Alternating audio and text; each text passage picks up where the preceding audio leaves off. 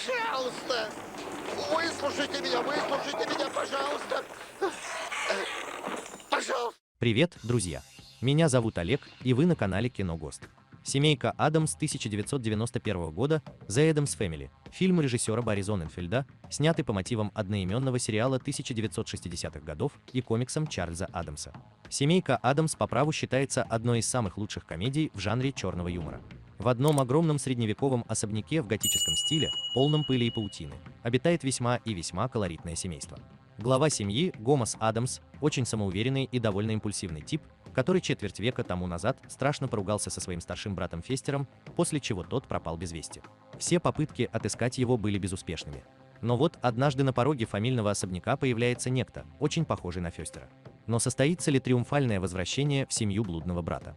Вот уже 30 лет мы пересматриваем комедию о экстравагантной семейке Адамс, обитающей в своем сказочном особняке. Два фильма режиссера Барри Зонненфельда «Семейка Адамс» 1991 года и «Ценности семейки Адамс» 1993 года давно стали классикой своего жанра. Как же начиналась история семьи Адамс?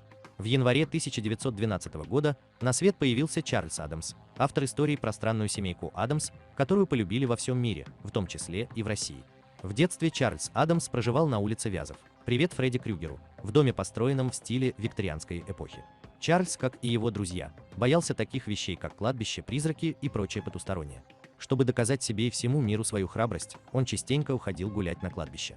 Свои первые комиксы Чарльз стал издавать в школьном журнале. Однако на тот момент никого из странной семейки Адамс еще не существовало. В 1940 году Чарльза пригласили на постоянную работу в Нью-Йоркер. Он работал в редакции журнала до конца своей жизни и нарисовал более 1300 комиксов. Большинство из них как раз и были посвящены уже знакомой читателям издания «Странной семейки», которой Чарльз дал свою фамилию Адамс. «Семейка Адамс» начиналась как небольшой комикс, в итоге становилась и крупным телесериалом, и киноверсией, и даже видеоигрой. В видеоклипе «Эдамс Грув» МС Хаммера снялись все герои фильма, а с Хулиа Хаммер даже фехтует.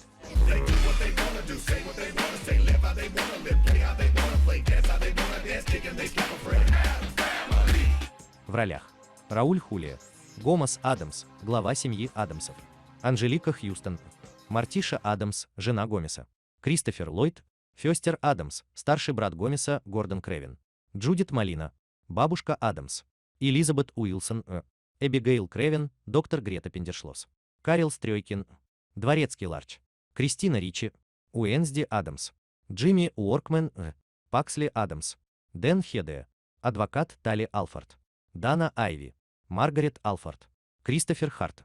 Вещь.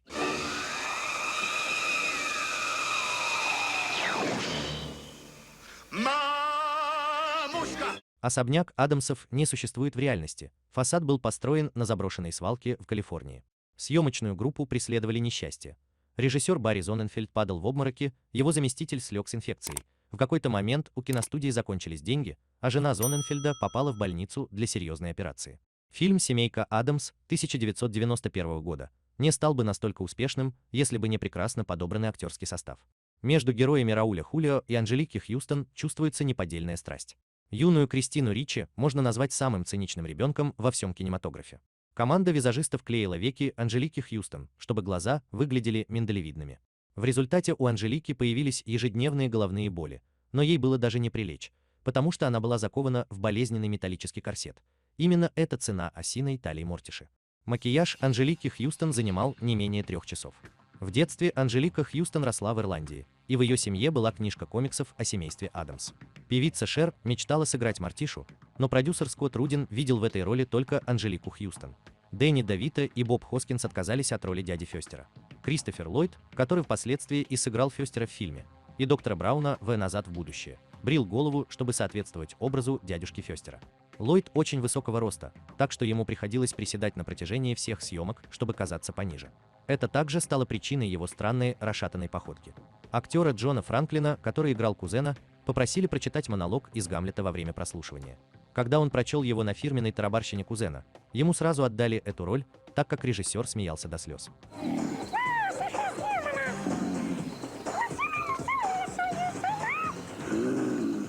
Парик кузена весил почти 16 килограммов. К парику был приставлен отдельный гример, который следил за его состоянием и не давал ему запутаться. Анжелика Хьюстон особенно любит кокетливость своего персонажа Мортиши. Она сказала: «Я не думаю, что так уж обязательно для всех хороших жен и матерей быть бесполыми». Вещь сыграл Крис Харт, канадский фокусник. Эпизоды с участием Харта снимали 4 месяца. Каждую сцену приходилось снимать дважды. Сначала с рукой Харта в тележке, потом без него. После этого они стирали тело Харта из каждой сцены, и оставалась рука-вещь. У Рауля Хулиа, сыгравшего Гомеса Адамса, был диагностирован рак желудка в 1991 году, когда «Семейка Адамс» вышла в прокат. Вся съемочная группа была в слезах во время сцены, где Гомес поет на смертном одре, так как они думали, Рауль уже знал, что он болен в тот момент.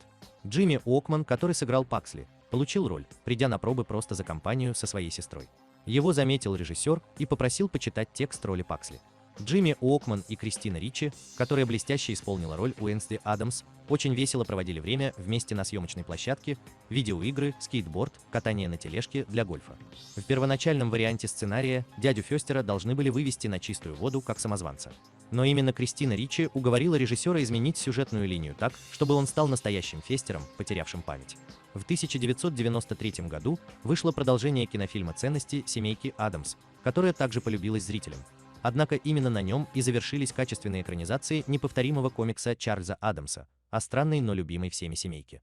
Сами Адамсы настолько симпатичные и милые, что просто начинаешь плеваться на так называемый реальный мир, в котором злобы и подлости во 100 крат больше. И тогда мир Адамсов выглядит намного реальнее, и хочется хоть немного пожить среди них, семейки веселых чудаков для одних и неуравновешенных маньяков для других. Их специфичный юмор и образ жизни – это рубеж, и если вы его одолеете, вам откроются истинные ценности семьи Адамс, и вы погрузитесь в атмосферу их мира, уже не такого мрачного и садистского, как казалось поначалу. Более интересной, уникальной и ироничной семьи вам днем с огнем не найти. Внимание! Спойлер, подробный сюжет семейки Адамс. Нечего пялиться, вытащи меня отсюда!